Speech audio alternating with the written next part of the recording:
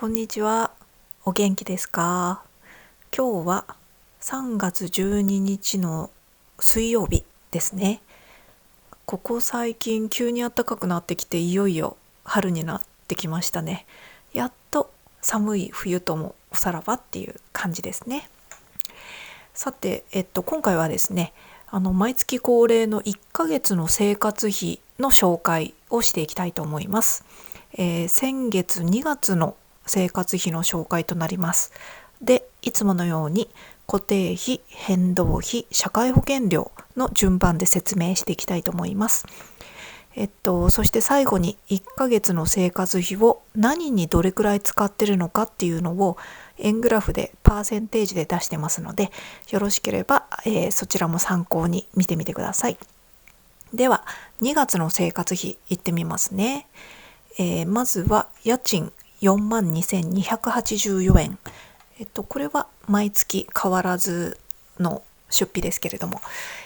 ちなみに私が住んでるのは一人暮らし、地方で 1K のアパートに住んでます。で、広さはね 25.6 平米プラスロフト、広めのロフトが 7.5 畳ぐらいのやつですね。なので物置とかには困ってなくて、広さ的にも 25.6 平米ってね、結構一人暮らしをするにはちょうどいいぐらいかなっていうふうに思ってます。もう一部屋欲しいっていうのもあるんですけれども、お掃除めんどいとか考えるとね、これでもいいのかなっていう感じです。で、私はね車を持ってないので、駅とかコンビニとかスーパーとかがね結構近くにある、徒歩3分ぐらいで買い物はできるっていう便利なね立地に住んでます。はい。では続きまして、電気代4324円ですね。電気代ね、先月に比べて下がりました。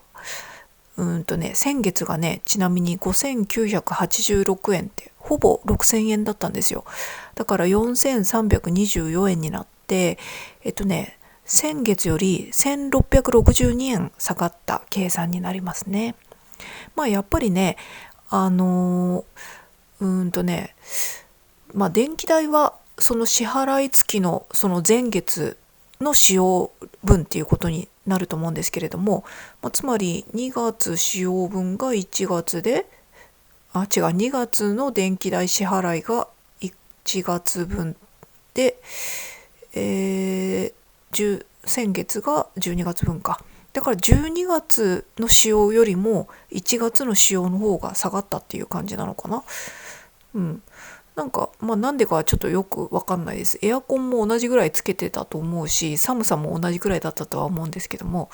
ちょっとその辺はよくわかんないですね。はい。では続きましてガス代が8048円ですね。もうガス代はね、多分先月のこの2月がね、一番1年の中でピークになると思います。8000円超えてきたっていう感じですね。ちなみに前月がね6629円で、前月に比べてプラスの1419円となりました。ガス代は水道光熱費の中でもね一番高いので、冬はね私は地方に住んでいるので、都市ガスじゃなくってプロパンガスなんですよね。だからね、やっぱり冬8000円いくってなるとね、だいぶプロパンって高いなっていう印象ですね。多分ね、都内に住んでた時の都市ガスだった時は冬でもね、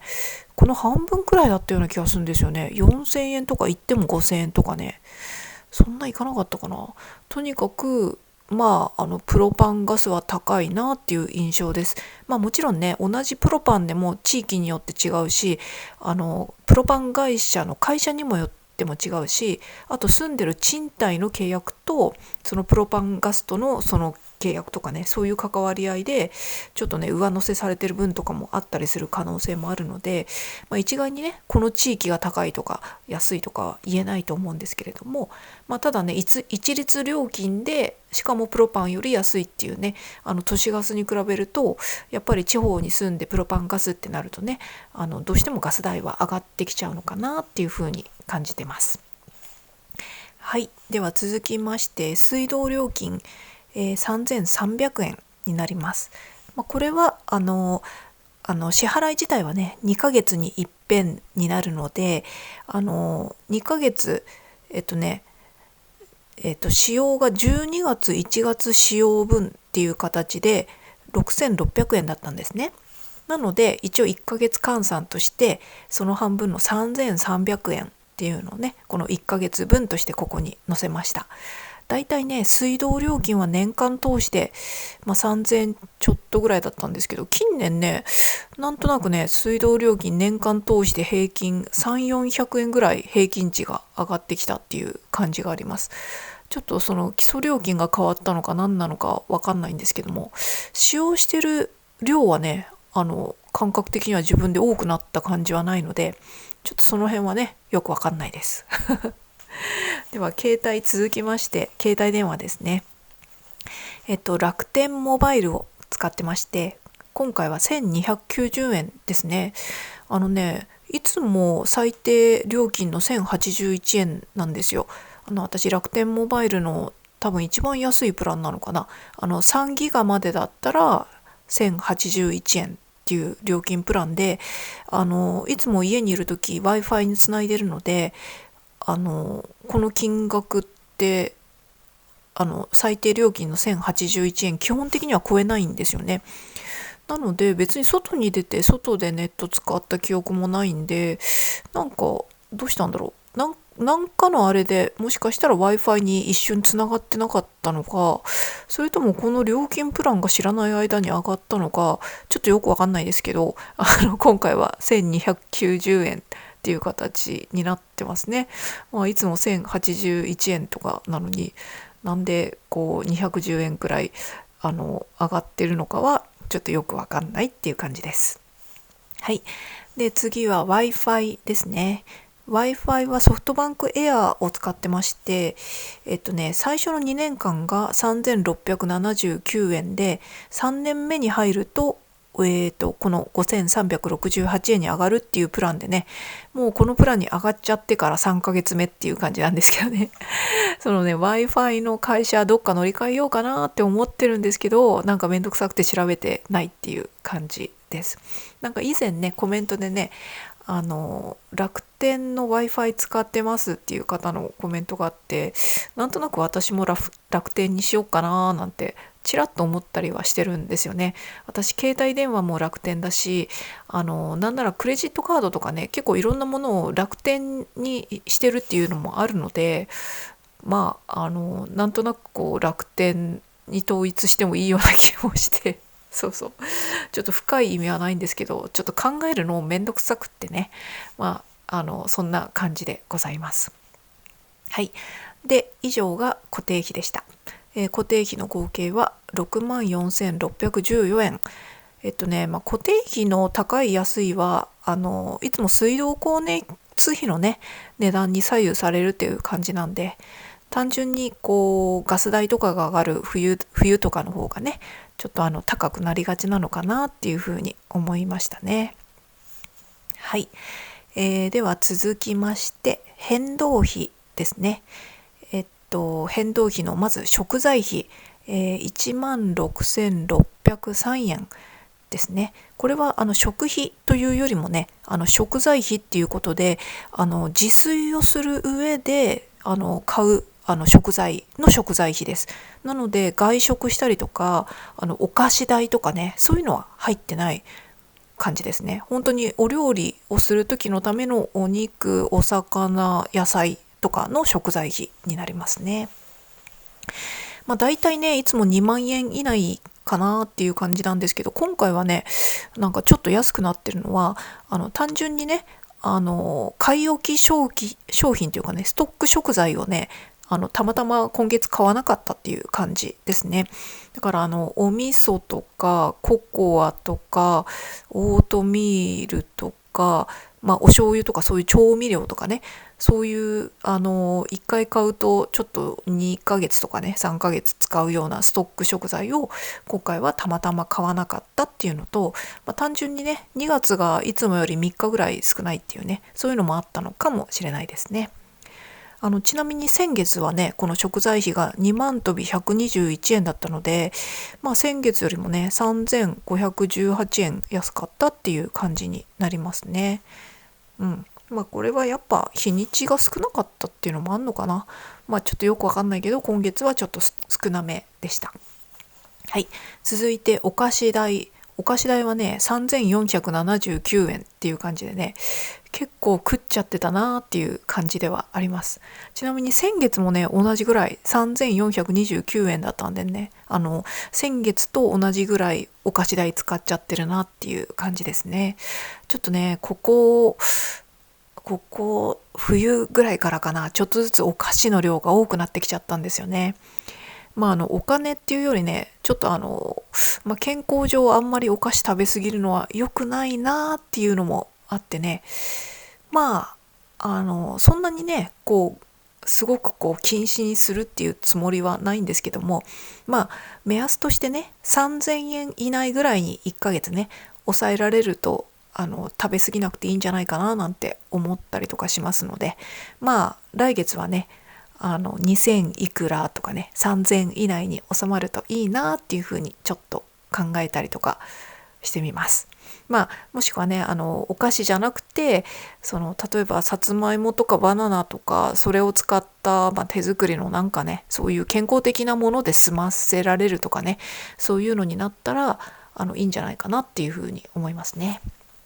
はい。では続きましては、生活用品。今回は1686円ですね。生活用品はね、結構毎月ばらつきがあるんですけども、今回は比較的少ない金額だったかなっていうふうに思いますね。結構洗剤とかシャンプーとかね、まとめ買いとかしたりとかするんで、今月はたまたま薬局とかにも行かなかったしね、薬局に行った時、まとめて買ったりとかするので、そういう月にね、結構多めになったりはするんですけども、そんな感じです。はい。ではその次はね、その下の欄がね、コーヒー豆以外全部0円ってなってるのでまずはとりあえずコーヒー豆ですね。コーヒー豆は、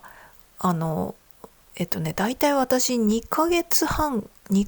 ら2ヶ月半くらいに1回まとめ買いしてるんですね。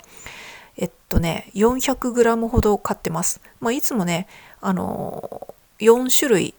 100g のものを4種類買うっていうのがね、いつものお決まりのパターンなんで、それで 400g 買ってるんですけれども、近くでね、ちょうどいいスペシャルティーコーヒーをそこそこ普通のお値段で、高すぎないお値段でね売ってくださるいいロースターというかコーヒー豆屋さん、カフェかながあるので、そこでいつも買ってます。はい。そんな感じですかね。で、今回はこの0000ってなってるところなんですけども、医療健康とかにかけるお金も何もかけなかったですし外食ね、なんか1ヶ月に一遍ぐらいは外にちゃんと出歩いてなんかするっていうのを目標にっていうかね、するべきだとは思ってるんですけどね、どうしても家に引きこもりたくなっちゃって、今回0円になってしまいました。なのでね、今月は1回は、外に出かけて外食1回ぐらいはできるといいかなっていうふうには思います。はい。で、次は交際費とか交通費とかもね、もちろん出かけてないのにもちろん0円ですね。で、娯楽費、レジャー費もね、特に何もなかったんで0円。別に私節約してるつもりないんですよ。我慢も何にもしてなくて普通に生きててこうなっちゃっただけなんですけど。で、最後に美容衣類ですね。これもね、家に引きこもってるんで洋服買う理由がないし、買う必要ないし、買ったとしても着ないと思うんですよ。だって家にいるから、家着で動きやすくて心地よくてあったかくて汚れてもいいっていうものしか着たくないんで、逆にねだからその外に出る衣類とか買ってもね着ないですでもちろん美容特にこの美容にかけるお金とか、あとはメイク用品とかもね、外に出ないんでメイクしないですし、外に出ないって言ってもスーパーとかコンビニは行ってるんですけども、スーパーとかコンビニ行くのにメイクしないじゃないですか。する人もいるのかもしれないですけど、なのでメイク用品はなし。私ちょっとやばいと思うんですけど、こっちに引っ越してきて4年が過ぎたんですけど、あの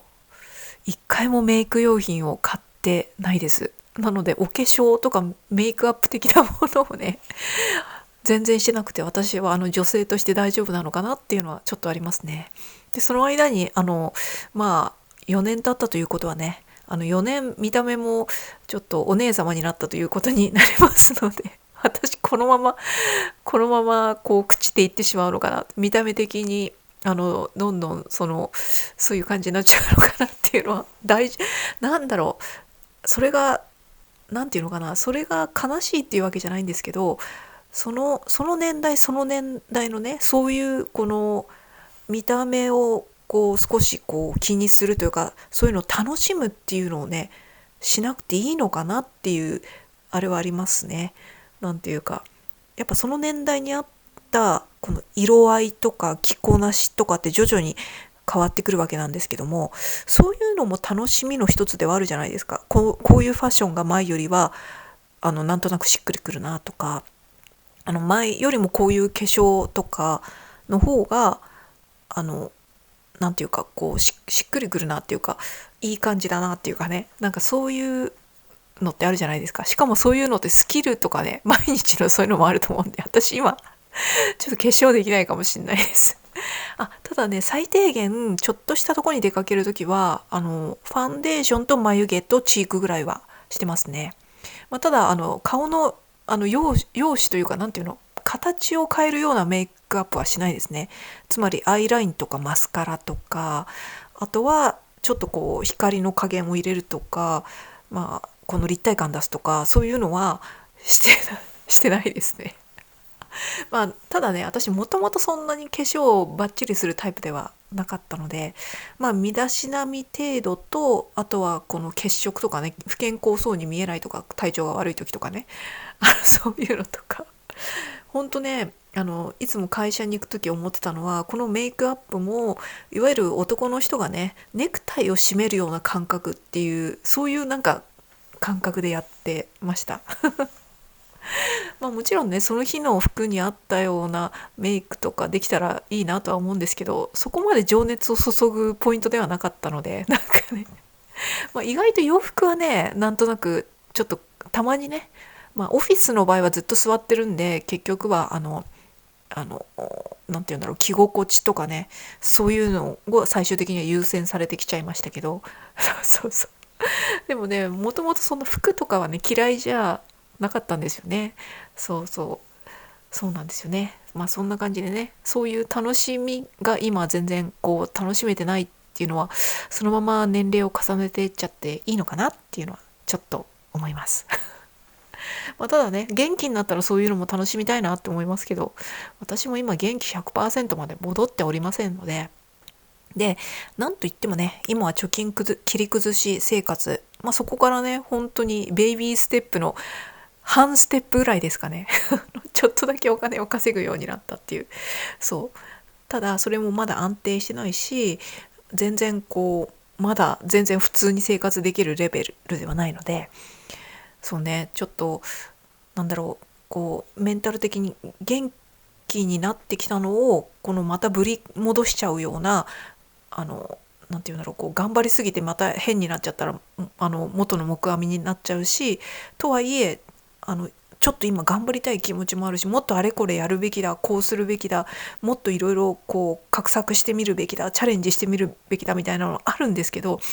ちょっとそこの部分で揺れ動いてるっていうのはありますね。もちろん普通にしてたら怠けた方が楽なんですけども、なんかそのね、このアクセルとブレーキのあれをね、そうですね、やっぱ俯瞰してね、見なきゃかなっていうふうに思います。なんか自分がだらけてるのか、それともそういうのを俯瞰してみて戦略的怠惰を取っているのか、どっちなんだろうっていうふうにね、思ったりすることはあるんですけども、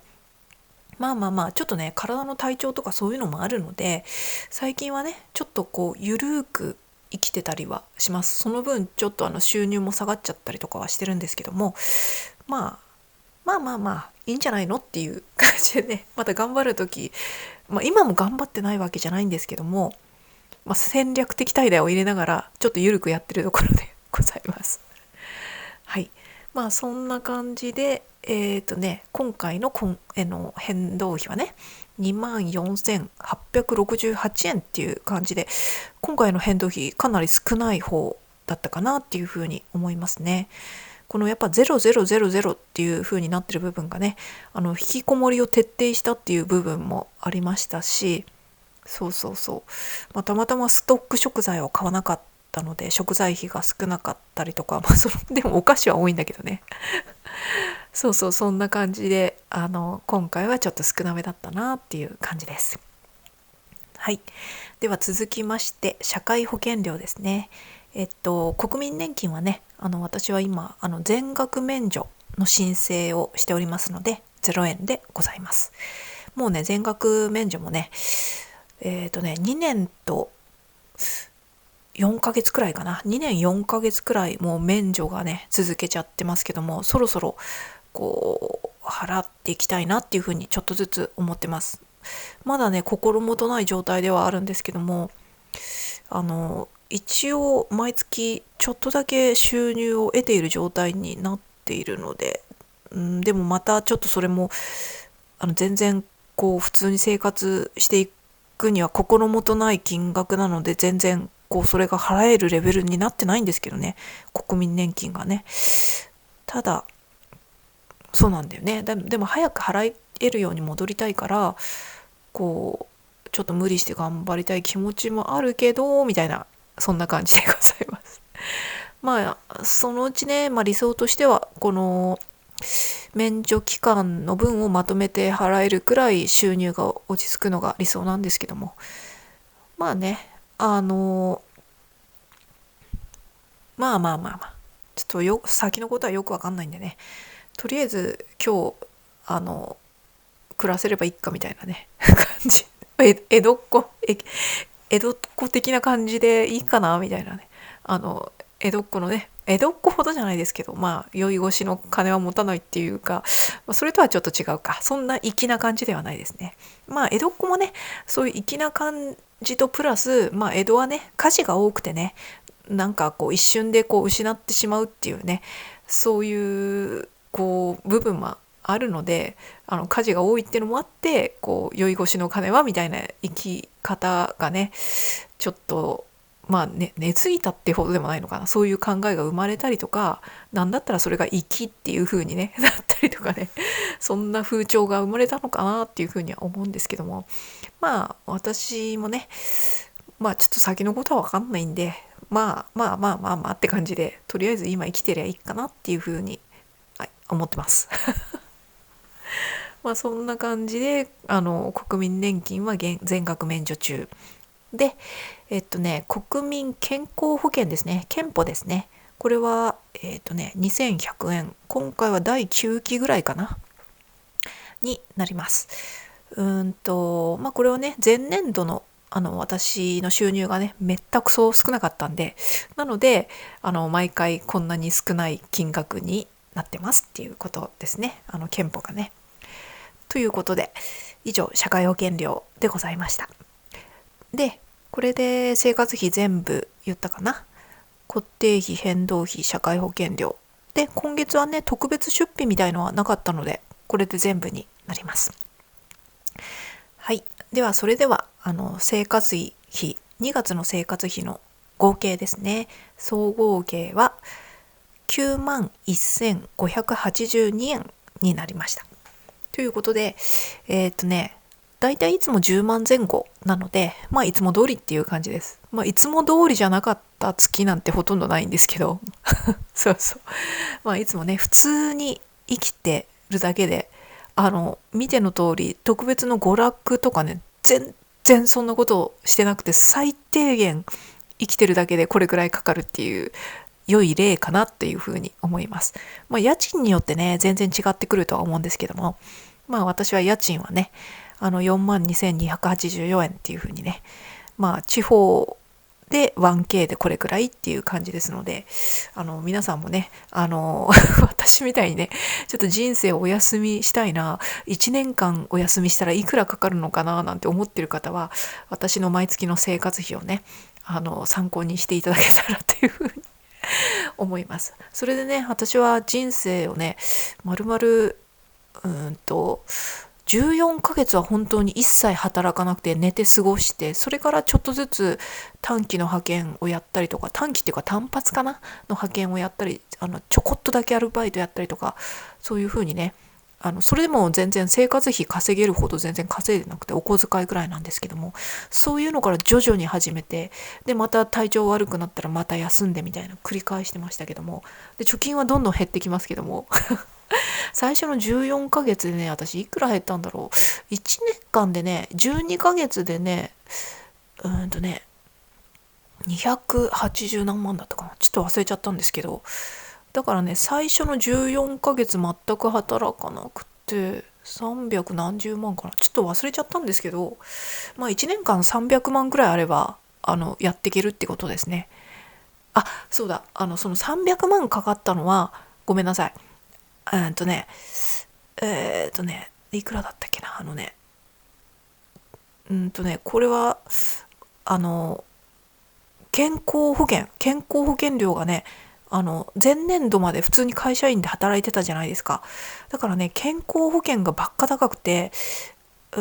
いくらだったろう。1年間でね、90何万、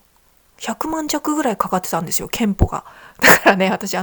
毎月に計算すると家賃より健康保険の方が高かったので、そうですね、ちょっとそういうのも考慮に入れると1年間でいくらかかりますね。最初の1年っていうのはあれですね。なんかちょっと参考になんないですね。そう考えると、じゃあ今の、例えば今月私91,582円かかってますけど、これに国民健康保険を払ったとして、あとね、健康保険もこんな少ない人、でも前年度が収入0円だったらこれくらいなので、まあもちろんいろいろ地域とか、あれによっていろいろ変わってくるとは思うんですけど、そうだな、国民年金を払ったとして、そうだな、11万から12万かかるっていう風に考えたらいいかな。11万から12万。まあ家賃がもっと安かったらね、家賃がすごい安いところで、ちょっと人生をお休みとかすれば、やっぱ1ヶ月国民年金払っても10万くらいで暮らせる計算になると思うんですよ。もちろんやるようによればもっとめっちゃ安い方法もあると思うんですけど、まあ、普通の人らしい生活をね、普通にアパート借りてやったら10万円くらいで過ごせると思いますので、そう考えると1年間でまあ120万プラスアルファそれぞれのもろもろっていう風に考えてくれたらいいんじゃないかなっていう風に思いますね。そうそう、そんな感じでございます何の参考なんですかねそうだ、あと今回の今月2月の生活費の円グラフだ。円グラフは円グラフで、はい、円グラフはこちらですね。家賃が 46.2% とね、まあ毎月ね、ここはそんな大きく変わるわけじゃないんで、まあそんな感じですっていう感じで、はい。まあ私は最低限の暮らしをしているので、そうするとどうしてもね、割合的に家賃と食費っていう感じになりますね。ここでね、普通に会社員とかしてる時とかってね、やっぱ洋服代とかかかるじゃないですか。で、別にそんなおしゃれが好きとかね、そういうんじゃなくても、やっぱ会社に着ていく身だしなみの服としてね、季節ごとに何かしらこう新調していかなければならないですよね。身だしなみの観点とかね。あとはこう毎日毎日こう働いていく上でね、ある程度自分が気分よく働けるようにっていう感じで、ちょっと新しいものを取り入れたりとかするとね、気分的にもちょっと新鮮な気分になるので、そんなにね、私も別に道楽的なところはなかったですけど、そこそこね洋服買ったりとか、あとね靴はやっぱ綺麗なものを身だしなみとして履きたいとか、そういうのもあったので、まあ変にバカ高いブランドとかは全然興味なかったんですけど、まあいいものをなるべく欲しいなっていうのはあって、まあ良いものを長くっていうのもあったんですけど、まあ、そこそこ服はやっぱ買ってましたね。そうするとまあもちろん冬とかの方がねちょっと一着買うだけで結構高かったりするじゃないですか。セーター1万8,000とか普通にするじゃないですか。バカみたいですけどそうそう、なんかまあセーターじゃなくてもね、ちょっとしたカーディガンとかカットソーとかでもね、まあ、1万円切るとちょっと安物みたいな感じになっちゃうじゃないですか、どうしても。そうするとね、どうしてもね最低限の身だしなみみたいな感じでね、やっぱね、なんだろう、ちょっと洋服2着とか買ったら3万円とか普通にいっちゃいますもんね。で例えばこう普通に月に3万円洋服に使ったとしたら、ここでの私の円グラフがね、もう家賃の4万2,000でこの割合なんで、まあ、食費をぶち抜いて洋服代になっちゃうわけですよね。そうするとだいぶこうね、やっぱ生活費って変わってくるんだろうなっていうふうに思いますね。そうそう、まあただね、平均的に例えば毎月3万円洋服とかね、そういうのに使ったとしても、多分普通の会社員さんからしたら毎月平均3万円ってそんなにね多くないと思うんですよ。結構そこそこ普通というか、普通に身だしなみのために買ってたら、まあそこそこ、まあ、靴とか高いですからね、そこそこ高くなっちゃうと思うんですよね。そうするとこう平均値でならすとやっぱ1ヶ月3万円とか使っててもおかしくなくて、まあそうすると1年で36万円とかですよね。まあ、高いっちゃ高いですけど、まあ必要経費かなっていう気もしますし、まあ逆にね、まあ、36、まあ微妙まあちょっとごめんなさい、話がねどんどんそれてっちゃいましたけど、そうそうそうですね。まあそれ以外に美容院とかね、メイク用品とかね、そういうのもかかるんで、やっぱね身だしなみだけで結構お金かかるもんだなっていうふうに思いましたということで生活費の話は以上になります。ちょっと話は変わるんですけども、私何個か前のねアップした動画で小麦粉の話したじゃないですか。小麦粉国内製造っていうやつね。その食品表示表とかね、消費者庁が食品の表示の法令について2022年だったかなとかに変えてから、まあ、こうなったっぽいとかそうじゃないかとかね、私のその思ったこととかを話したんですけども、まあ、その中でね小麦粉の加工食品、小麦粉を加工した食品に関しては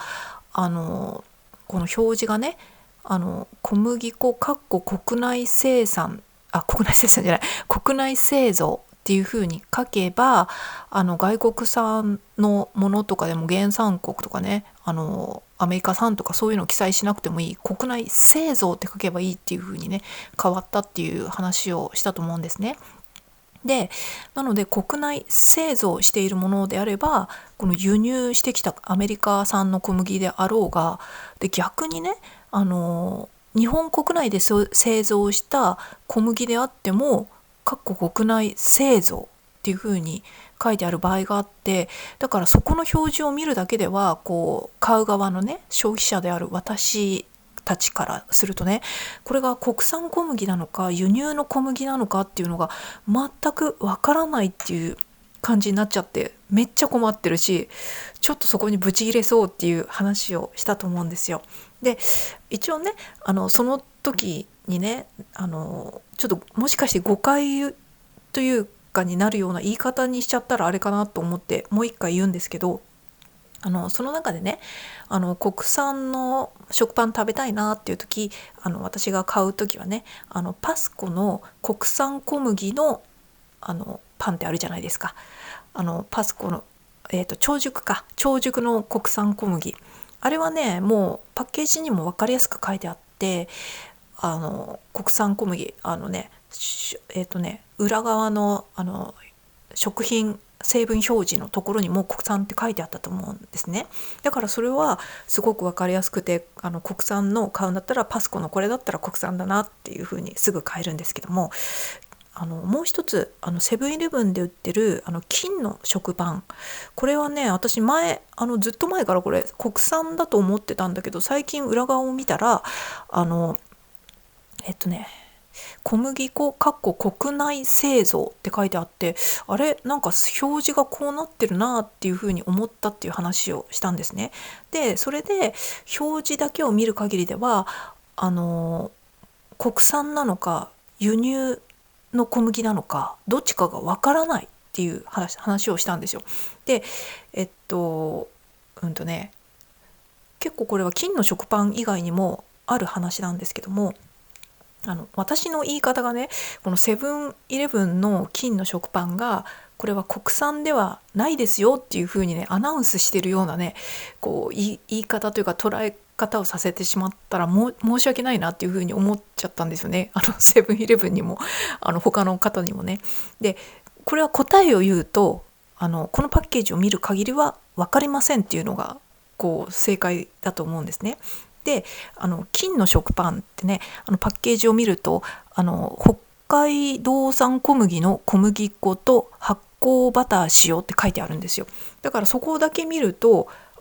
北海道産の小麦使ってるじゃんっていうふうに思って、ただこれ 100% の小麦なのかなってこれ見ると思うじゃないですか。だからいつも裏側とか見てたんですけども、使用って言ってもね何%使用っていう可能性もあるので、でね裏側を見た時にパスコの長熟とかだったらちゃんと小麦粉国産っていう風に書いてあるんですよ。でもこのセブンイレブンのこれは小麦粉国内製造っていう風に書いてあるんですね。製造って書いてあるんですよ。だからそれって輸入小麦でもこういう風に書いてもいいっていう風になってるんですね。じゃあこれは輸入小麦なのかっていう風に思うわけなんですけども、でもパッケージには北海道産小麦を使用って書いてあって、だからこの消費者目線からすると 100% なの？それとも数%入ってて他ほとんどが輸入だから裏側のパッケージには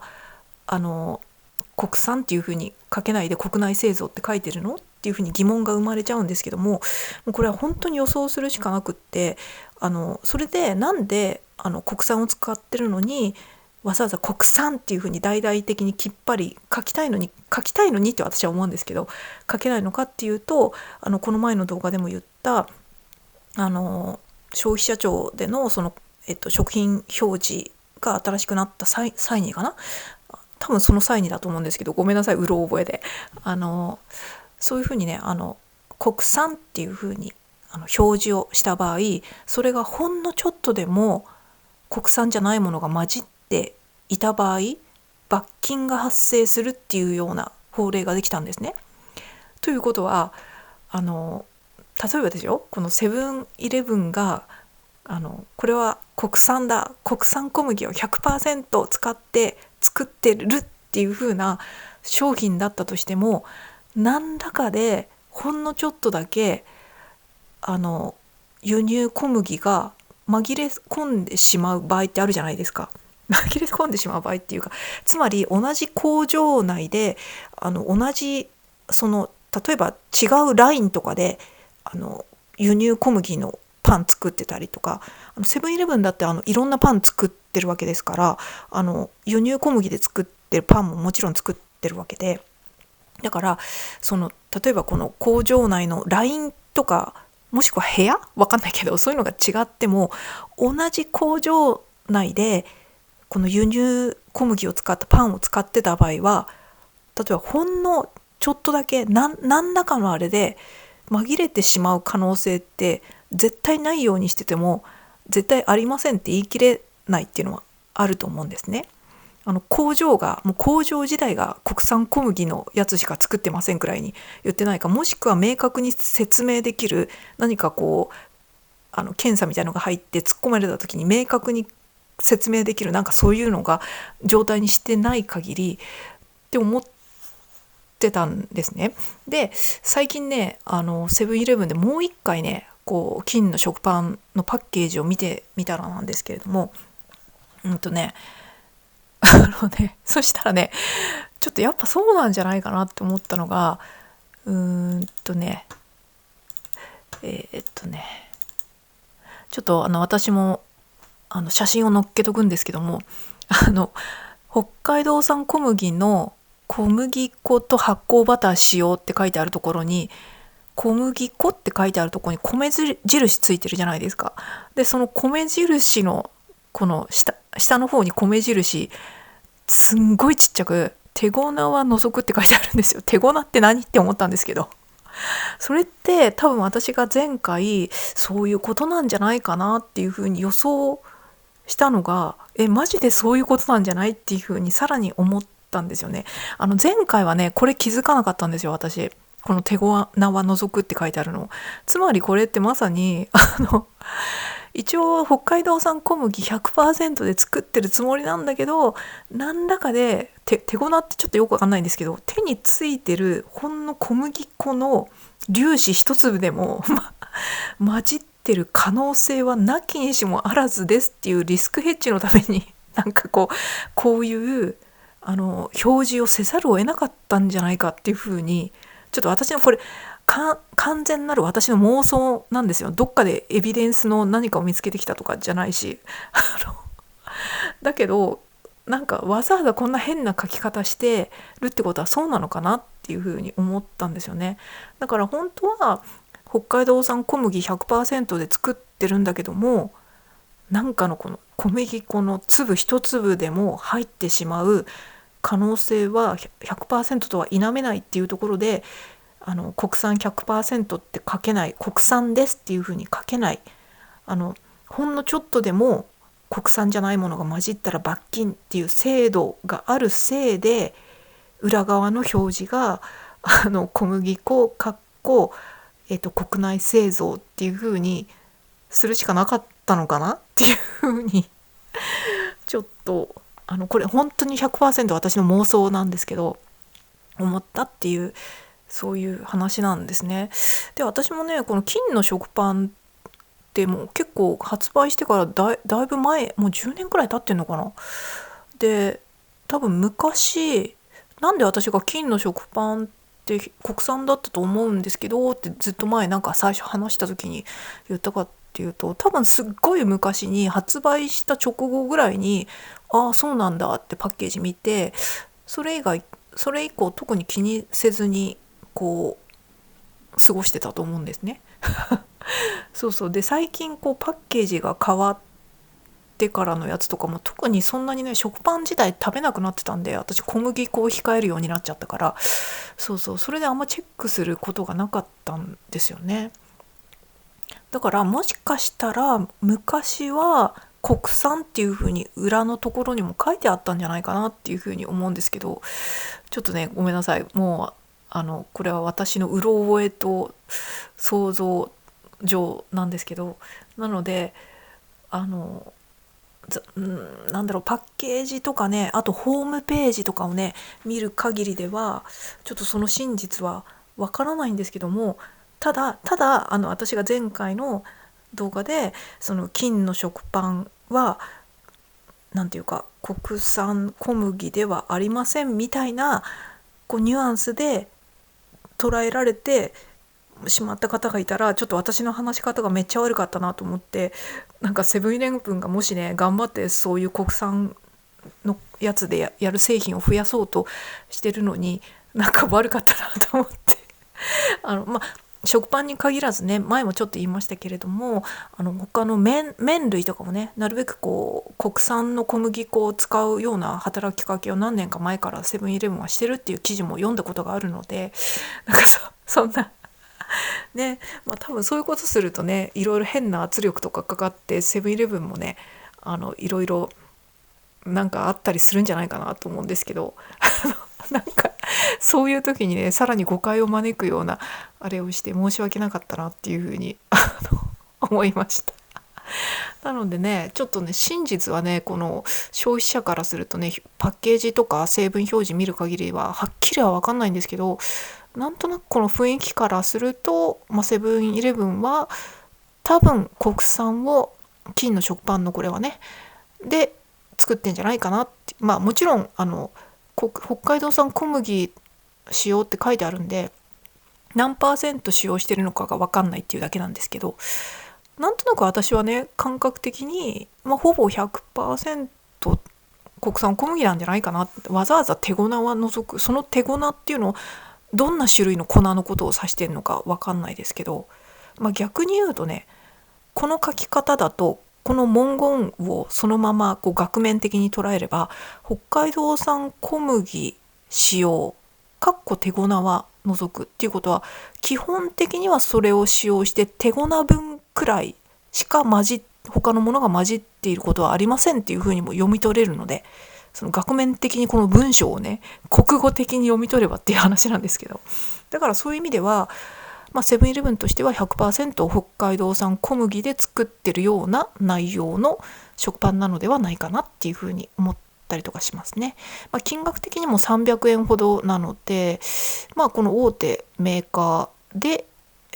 国産小麦を作るっていうのを考えたら300円くらいになるんじゃないかなっていう風な雰囲気的なあれもあって、そういう感じでございますそうそう、ちょっと一応ねこう言っとかなきゃなっていう風に思ったので、私もねもちろんね、私が言ってることなんてもう一回言うけど、妄想とか予想とか私がそう読み取ったっていうだけで、この成分表示表が最近変になっちゃったおかげで、はっきりと消費者の私が判断できない、ホームページを見ても判断できないみたいな、メーカーはメーカーで困ってるみたいな、ちゃんとはっきり載せられなくて、変な罰金とかいう制度があるから手粉をとか変な米印も書いて、さらに国内製造とかいう感じで濁すしかないみたいなね、なんかそういうよくわかんないことが起きてるんで、ちょっとねただね、それを見て、なんだよ金の食パン輸入小麦なんじゃねえかみたいな、私が言い方をそういう、ニュアンスに取られるような、もし言い方をしてしまってたんだったら、とんでもねえ誤解を招くような申し訳ないやつになってしまったなっていうのをちょっと反省して、一応ね弁解というかね、